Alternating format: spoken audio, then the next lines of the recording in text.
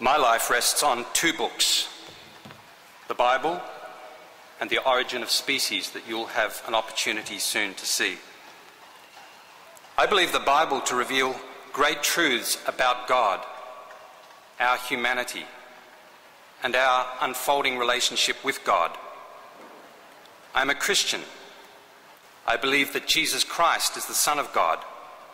I believe he was miraculously born into the world, provided a template for our lives, was crucified to reconcile us with God, rose from the dead and ascended into heaven. I believe in miracles. I believe that the influence of God is pervasive in this world and in my life. I'm also an evolutionary biologist. Darwin's theory of evolution via natural selection is the foundation upon which my research is built. I study insecticide resistance. In the laboratory and in the field, my research team has been able to repeatedly observe evolutionary events. Insects that were once susceptible to insecticide poisoning become totally resistant. This is due to new mutations in their DNA and selection. The fittest ones, that is, those that are resistant, survive and reproduce, increasing the frequency of resistance in the population, just as Darwin proposed. Based on 32 years of research experience and considering the overwhelming evidence assembled by scientists over the last 150 years, I echo the sentiments of the great geneticist Dobzhansky, who suggested that nothing in biology makes sense except in the light of evolution. As a Christian who happens to be a scientist, I am distressed by the polarization of the Christian faith and science. It's not always been the case. In times past, science was encouraged by the Church, and many extraordinary scientists freely spoke of their faith in God. Now, while there are many scientists today who are Christians, it is increasingly suggested that faith and science are incompatible. I totally reject this and point to 5 common elements I see as being shared by science and the Christian faith. Number 1, science and the Christian faith both quest for truth. Jesus said, "I am the way, the truth, and the life."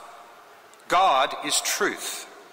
God knows all of the truths of this universe and of the world in which we live and of our lives. He knows all truth and encourages us to seek it. Good science reveals truths already known by God. As far as I know, God is the only totally honest being in the universe. He does not lie to us. He does not hide truth from us. He does not mislead us. So what we learn of life on this earth using intellect, reason and experimentation is truth. With the conviction that God does not mislead us and seeing the massive weight of evidence accumulated to support it, I am convinced that life evolved on this earth. Number 2, science and the Christian faith deal in long time frames. John Pilbrow has just told us that the world is 4.5 billion years old. But God is much older. God is eternal. Some say creation took 6 24-hour days. Others say it took billions of years. The reality is that 4.5 billion years is not even the equivalent of 6 seconds in the life of an eternal God. In viewing evolution as a part of the unfolding plan of God for life on this earth, my sense of awe is not diminished. In fact, it's expanded. I'm blown away that an eternal being could see all of this from beginning to end. And I'm absolutely gobsmacked that his love for us could be so central to that plan. As it is my lot to study the way in which species adapt, I think it's absolutely wonderful provision.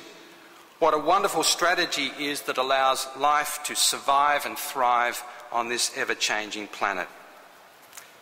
As I ponder the current situation with human-induced climate change, I hang my head in shame. I believe that we've failed God by being such poor stewards of this earth. We have so destroyed the environment that many species are being pushed beyond their capacity to adapt, and they face extinction. And we all need to be constructively green. Number 3, science and faith both rest on reason. It should be self-evident that science rests on reason. It may be less evident that Christian faith does also. In the interest of keeping this brief, I can only say that my faith has a body of underpinning facts and logic to it. It's not all about warm, fuzzy feelings. So much of what I believe to be true from the Bible is historically verifiable, and reason fills in some of the gaps. So, for example, speaking personally, logic tells me that if so many of Jesus' disciples died under torture, refusing to renounce the truth of his resurrection, they must have believed it to their core, and I see them as the most reliable of witnesses. Fourthly, science and faith advance through experiments. Experiments are an everyday experience for most scientists. We have an idea, we think of an experiment that would test the truth of that idea, we do the experiment, and based on the outcome, we reflect on the truth of our idea and our understanding grows. This should be the daily experience for Christians. We hold on to the truths about God, his written undertakings and directions for our lives, and we put those ideas to the test daily in the things that we do. These are our experiments. Our growing understanding of God and ourselves is dependent upon them. Finally, scientists and Christians should be comfortable with their ignorance. As a scientist, I feel deeply satisfied with what I have discovered. But if I pause for a moment to list the things that I want to know but do not, the list becomes extraordinarily long. I know so little. There is so much more to be discovered. Now, I reckon God to be eternal, all-powerful, all-knowing.